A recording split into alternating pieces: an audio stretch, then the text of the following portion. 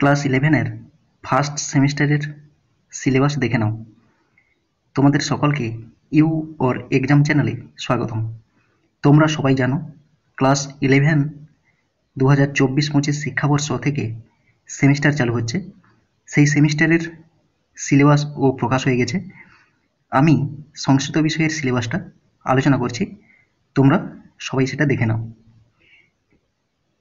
এখানে দেখতে পাচ্ছ west Bengal council of higher secondary education syllabus 11-12। এখানে 12 বলতে তোমরা যারা এখন 12-এ উঠেছ তোমাদের জন্য নয়, তোমাদের পুরনো সিলেবাসই চলবে। তবে যারা এই সেমিস্টার দিয়ে 12-এ উঠবে তাদের জন্য এই সিলেবাস। আমরা ক্লাস 11-এর সিলেবাসটা দেখব। প্রথমে আছে কোর্স ওভারভিউ। এখানে সংস্কৃত সম্পর্কে কিছু বলা আছে, এগুলো দরকার নেই, চলে যাব। প্রথমেই আমরা দেখব ক্লাস 11 সেমিস্টার 1 সংস্কৃত বিষয়। ফুল মার্কস 40, কন্ট্যাক্ট আওয়ার্স আছে 100 ঘন্টা। 100 ঘন্টার কোর্স তোমাদের। এখানে দেখে নাও পার্ট 1 এ আছে সংস্কৃত সাহিত্য। তোমাদের সবগুলো কিন্তু এমসিকিউতে প্রশ্ন হবে। ইউনিট 1-এ দিয়েছে গদ্য। গদ্য আছে উপমান্য কথা। উপমান্য কথা কোথা থেকে নিয়েছে? বৈয়াসিক মানে ব্যাস সম্বন্ধীয় মানে ব্যাস যে মহাভারত রচনা করেছেন সেই মহাভারতের আদি পর্বের একটা নির্বাচিত অংশ হলো উপমান্য কথা। তো সেটা তোমাদের সিলেবাসে দিয়েছে। এখান থেকে 5 নম্বরের এমসিকিউ প্রশ্ন হবে। তারপরে ইউনিট 2-তে পদ্য আছে। পদ্য দিয়েছে বর্ষা বর্ণনম। এই বর্ষা বর্ণনম অনেক পুরনো সিলেবাসেও ছিল 11-12-এ, সেটা আবার নতুন করে এখানে নিয়ে এসেছে। বাল্মীকি রামায়ণের কিষ্কিন্ধা কাণ্ডের অংশ এটা। এখানেও 5 নম্বরের এমসিকিউ প্রশ্ন থাকবে। তারপরে দেখো ইউনিট 3 দৃশ্যকাব্য।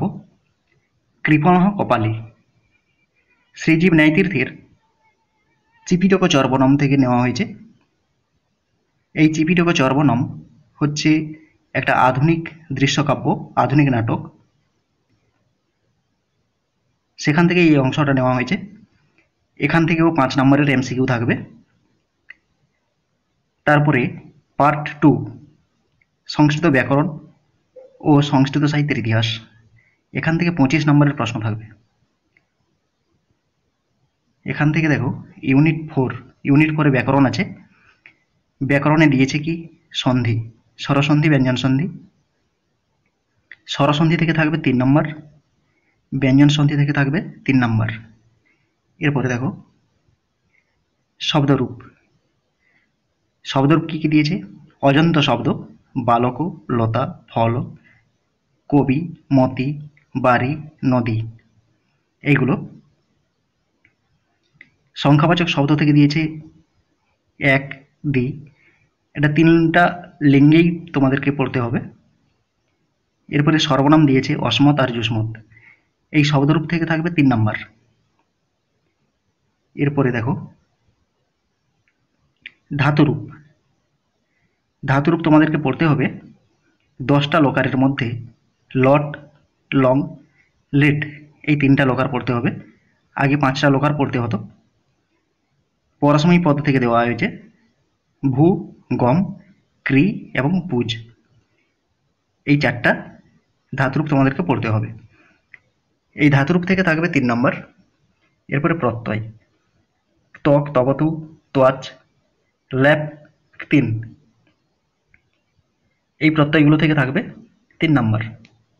এরপরে ইউনিট 5 বৈদিক সাহিত্য, জাতীয় মহাকাব্য ও লৌকিক সংস্কৃত সাহিত্যের ইতিহাস। এখানে থাকবে 10 নম্বরের। বৈদিক সাহিত্য কি কি থাকবে না, বৈদিক সাহিত্যের সংক্ষিপ্ত পরিচয়, সাধারণ ধারণা। এখানে উল্লেখ করে দেওয়া হয়েছে ঋগ্বেদ আর সামবেদ। এখান থেকে থাকবে 4 নম্বরের। এরপরে বাল্মীকি রামায়ণ। বাল্মীকি রামায়ণের রচয়িতা ও বিষয়বস্তু থেকে থাকবে। এখান থেকে থাকবে 3 নম্বরের প্রশ্ন। এরপরে সংস্কৃত গল্প সাহিত্য থাকবে। এই গল্প সাহিত্য থেকে রচয়িতা ও বিষয়বস্তু থেকে প্রশ্ন থাকবে। এখানে উল্লেখ করে দেওয়া হয়েছে কোন কোন বিষয়গুলো: পঞ্চতন্ত্র, হিতোপদেশ, কথা সরিৎ সাগর। এখান থেকে থাকবে 3 নাম্বার। এরপরে সেকেন্ড সেমিস্টারের সিলেবাসটা দেখে নাও। সেটা আর বলছি না, কারণ এখন তো লাগবে না।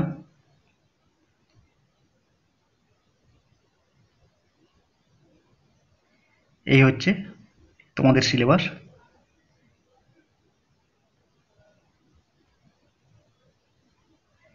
এরপরে ক্লাস 12-এর